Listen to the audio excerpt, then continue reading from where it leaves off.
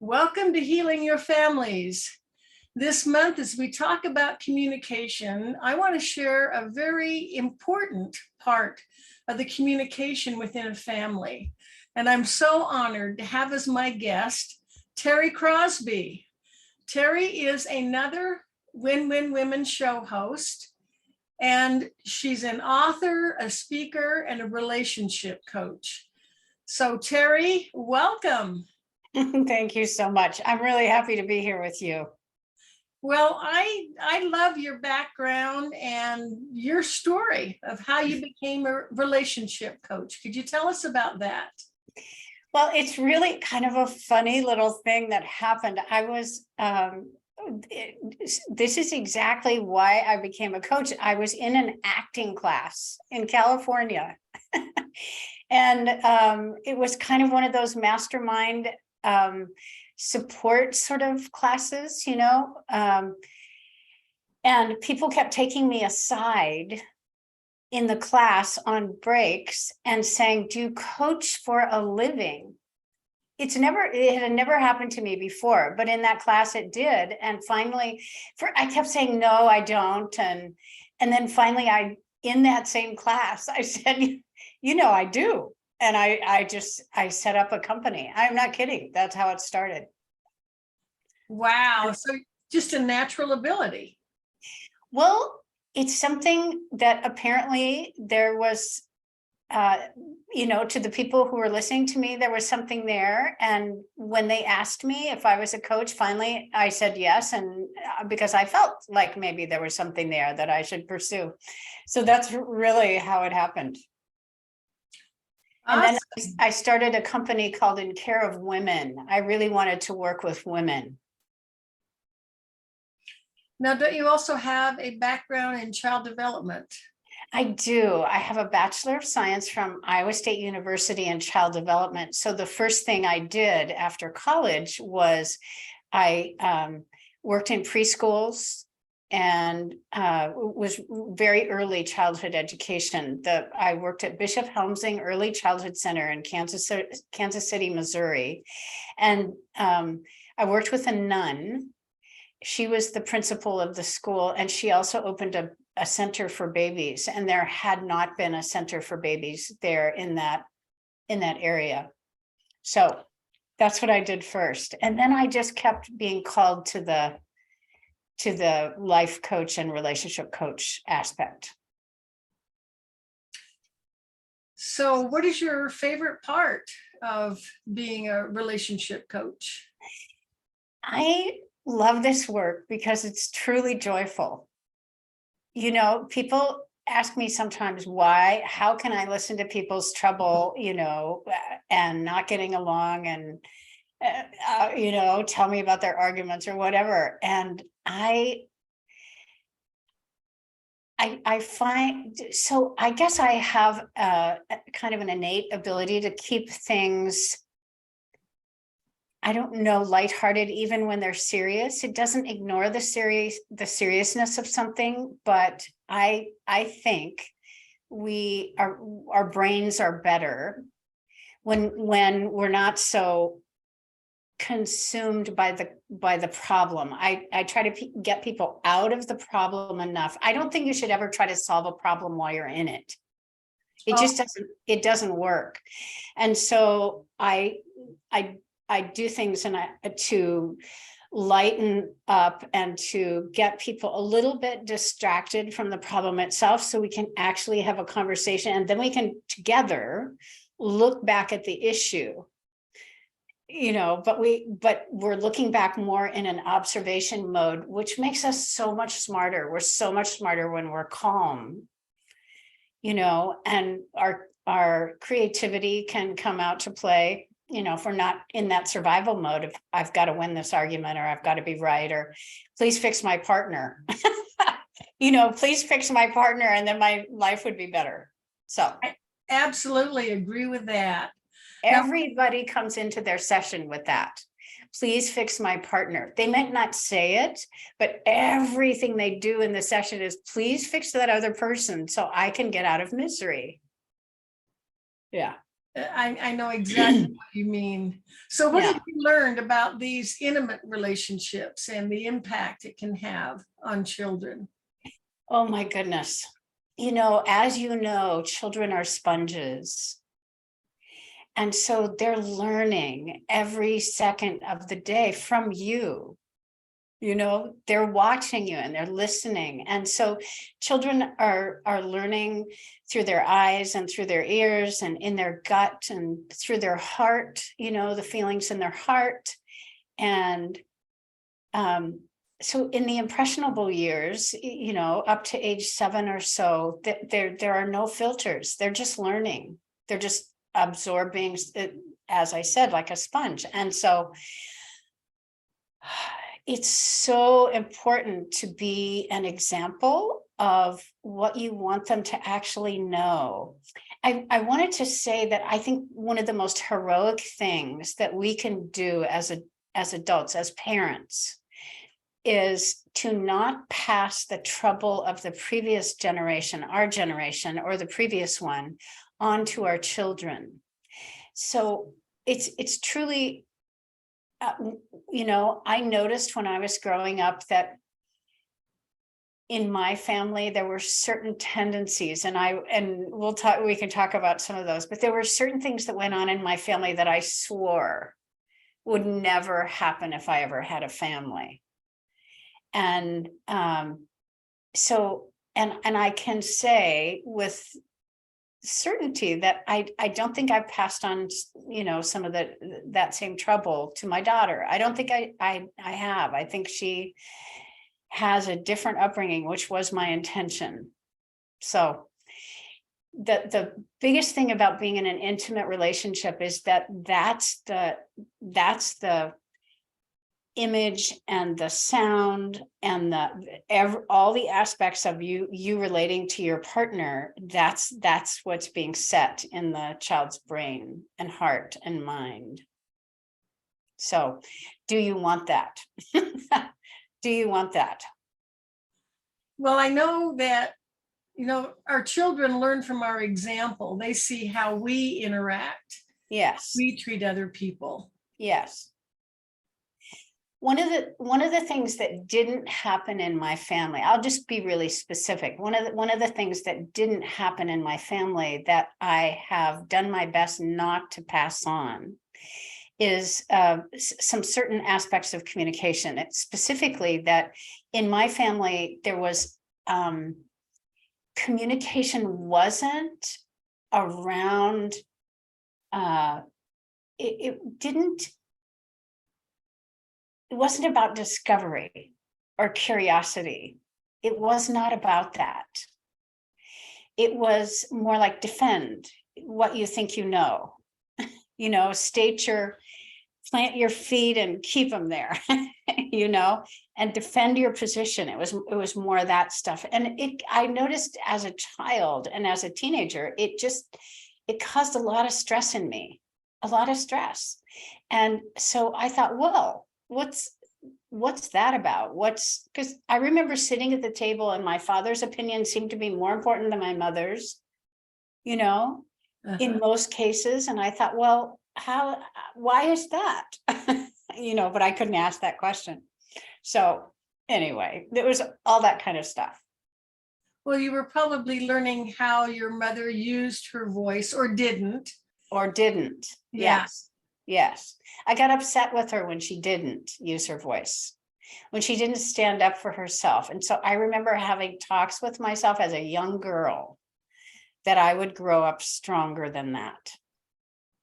I remember thinking about it. We had a big garden, and I used to, when I went out to weed the garden, I would think about all kinds of things, because we lived on a farm and had a great big vegetable garden. So I had a lot of time to think.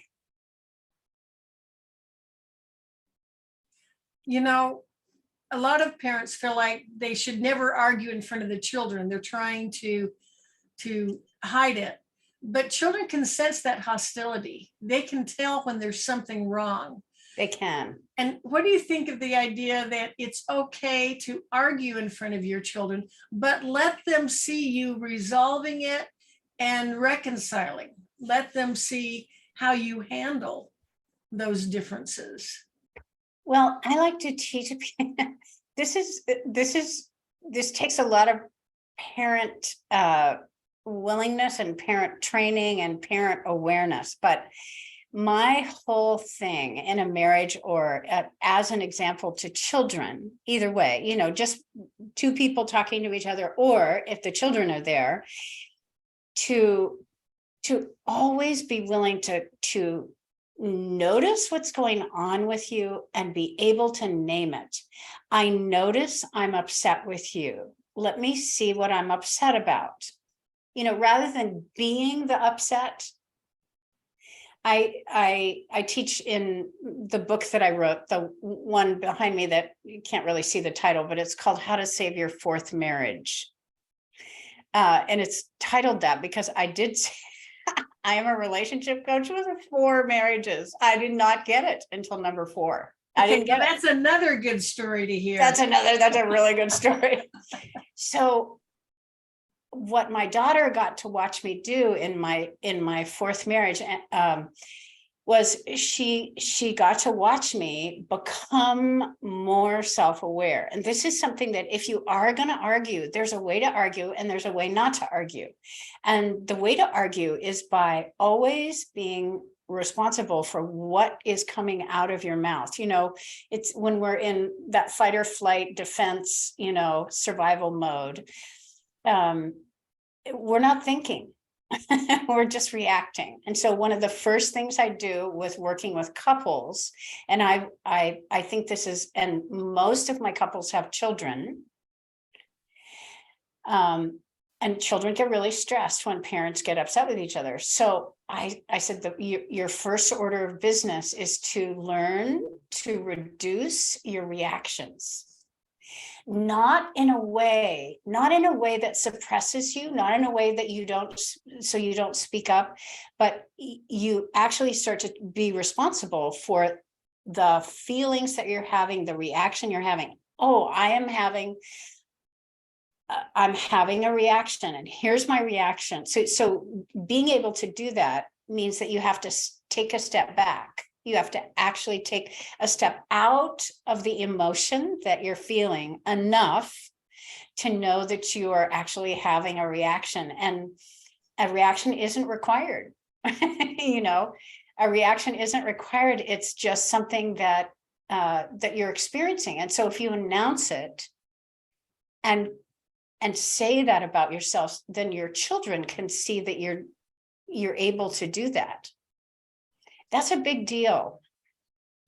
It is. I'm thinking of a couple of things. One is, how many of us have seen someone angrily denying that they're angry? Stamp their feet. I am not mad. I am not shouting. Yeah. And of course, it looks silly. It looks ridiculous. And it's a form of dishonesty.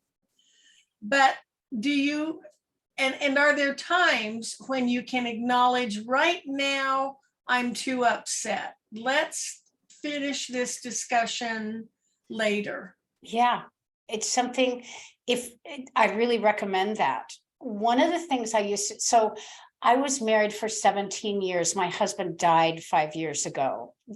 So he's no longer here. But what he and I used to do is, if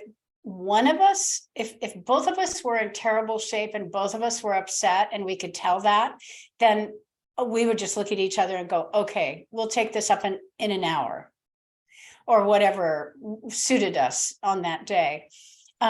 If he was in great shape and I wasn't, then he was the listener and he would facilitate me. And if I was in great shape and he wasn't, if one of us was in great shape, that person would facilitate the other,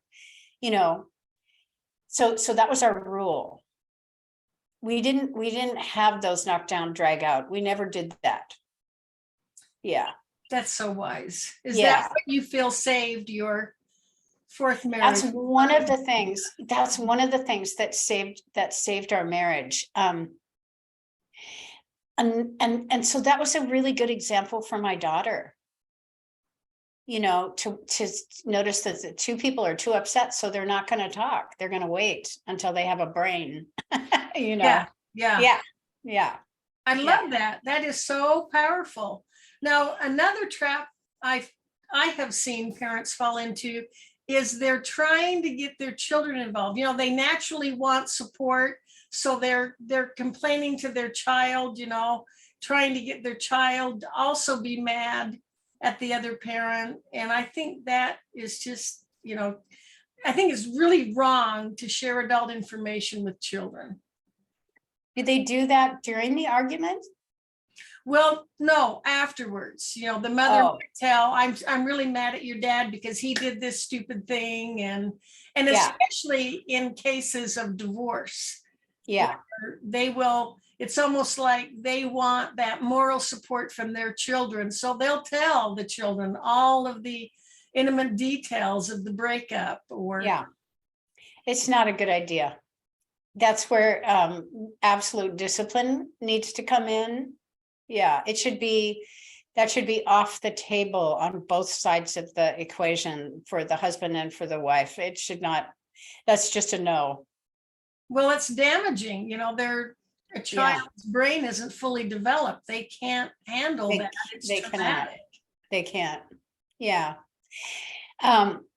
This is, so one of the things that this is a little bit of a you know, a sideways thing, but I want to remember to tell you this before we kind of move on from exactly where we are.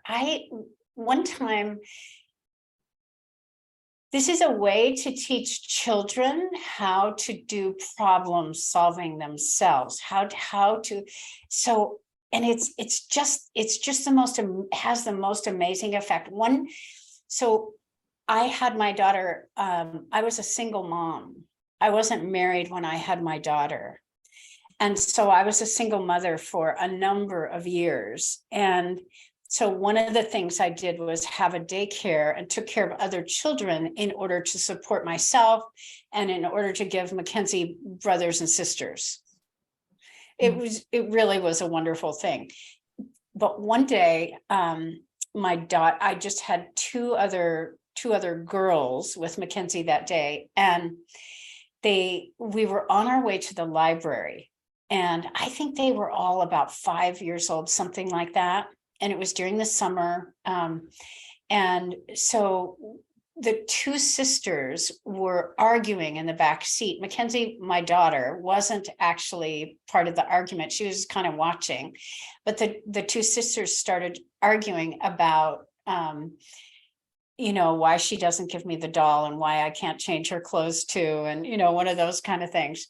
And so I pulled the car over and I said, you know, I would just like to know what this game is that you're playing.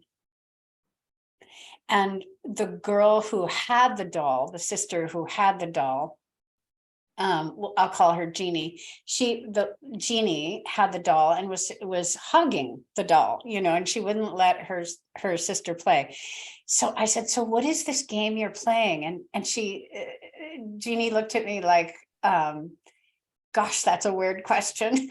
But this actually applies to adults too. Mhm. You know, it can be done with adults. So I said, "So what is the game?" You know, a game has rules and it has equipment and it has, you know, somebody's got to blow the whistle when there's a foul, and you know, it could be described as a game. And so finally they figured it out. They decided the game was called Keep the Doll. And that no matter what, she wouldn't give it away, no matter whether her sister, you know, lobbied for having the doll herself. Anyway, it was just the most enlightening conversation, and they became joyful because they saw that it actually was a game. It was a game, and they could add joy to it. It didn't have to be, you know, mean and cruel and upsetting, and it didn't have to be that way. So I'm telling you that story because essentially that's what I do with adults. I show them that it is a game. What they're doing is a it's a coping mechanism. They're defending. Okay, and why are you defending? And so we get a little childlike about it sometimes, which kind of relieves everybody.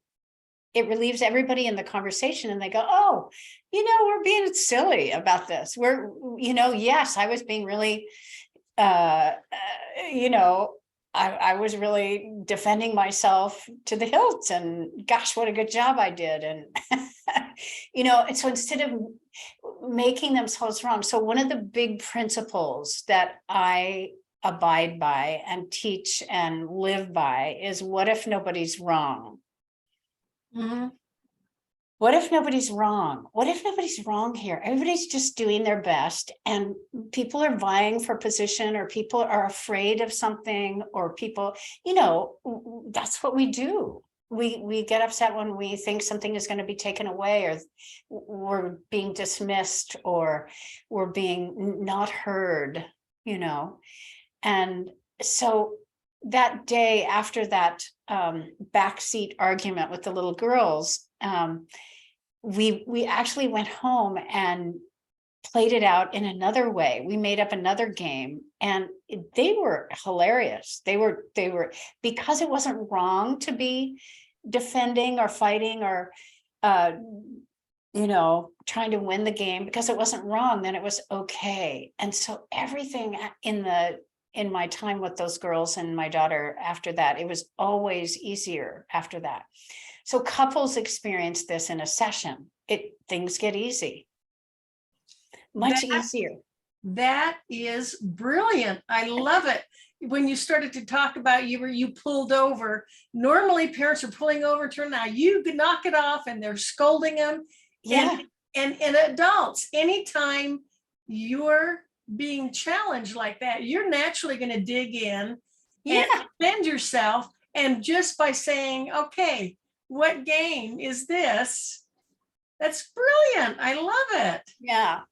It just really works, because nobody likes being wrong. Yeah. It really does back the best of us in a corner. You can be, because you've been in situations where somebody didn't understand you, and they thought you were wrong. They accused you of something you never did, whatever the thing is. And so I am in favor of a lighter heart. I love that. A lighter heart. How much smoother does that make it? How much oh my gosh tension and agony can you avoid? Yeah. That sense of humor, that's priceless. It makes all the difference. It makes all the difference. Now, that's why I say my work is joyful. I say it's joyful because that's where we get to, we get to enjoy the lightheartedness of, I'm not wrong, Now that's the byline of your show. What if no one's wrong? My show is called Intimate Relationships. What if no one's wrong? What if nobody's wrong? Yes. I love it. Now, what day is your show? It's on Thursday at 1 Eastern. Okay. So I have it tomorrow. Yeah. Tomorrow, and you're on channel 2. I'm on channel 2. I am. Yeah. Love it. That's brilliant. Yeah. So, and it sounds like, do you just offer private coaching? Do you have other services? You wrote a book. I wrote 2 books. One is a poetry and photography book called 100 Words, and it's on creativity and grief. I wrote it after my husband died. It's really it's perfect for somebody who's coming out of grief, just to know, they're on the,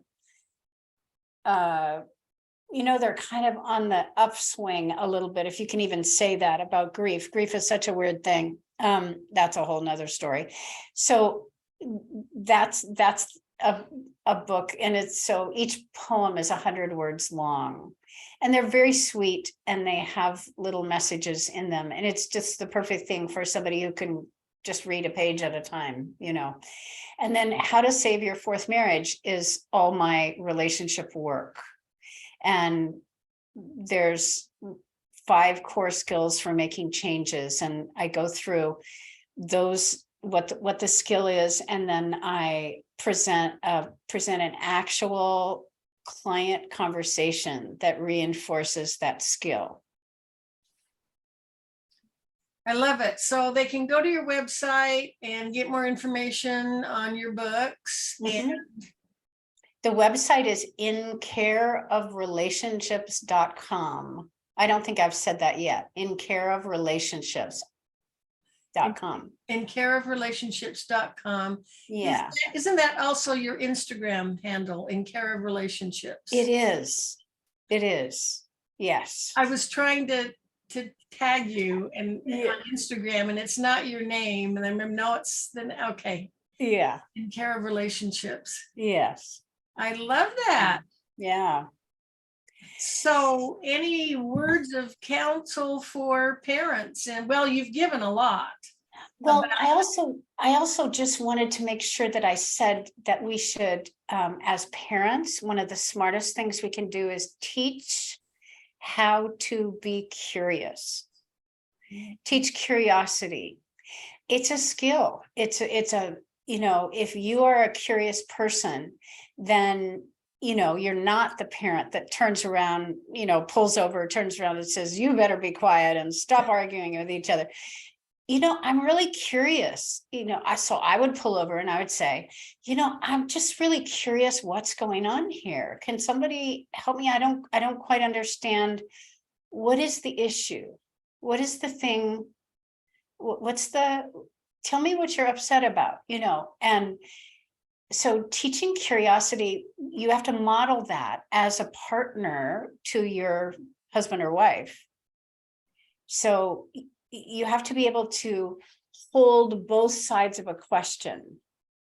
And so it's teaching children that there's not just one way. There are a whole bunch of ways that work. So what do you think would work for you? It's that approach.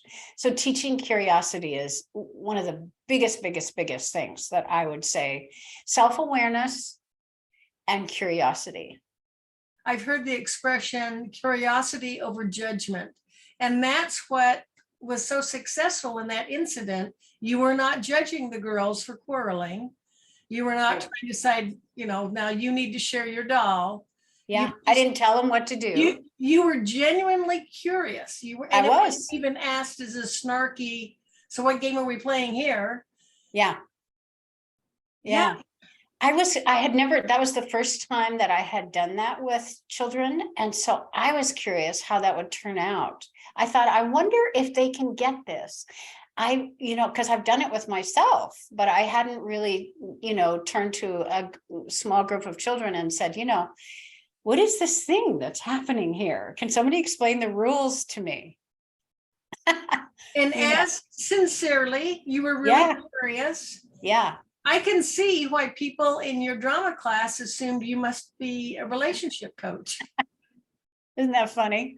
It's just in there. And they saw it before I did. So I'm really grateful to that group.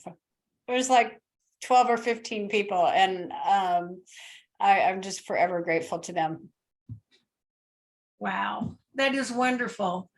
Terri, thank you so much for joining us today. And viewers, I encourage you to catch her show.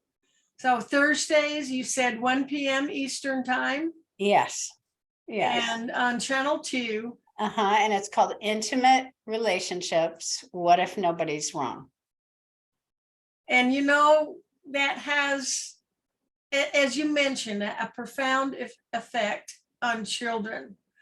So join me again next week at the same time. We'll be talking about communication, more effective communication through active listening.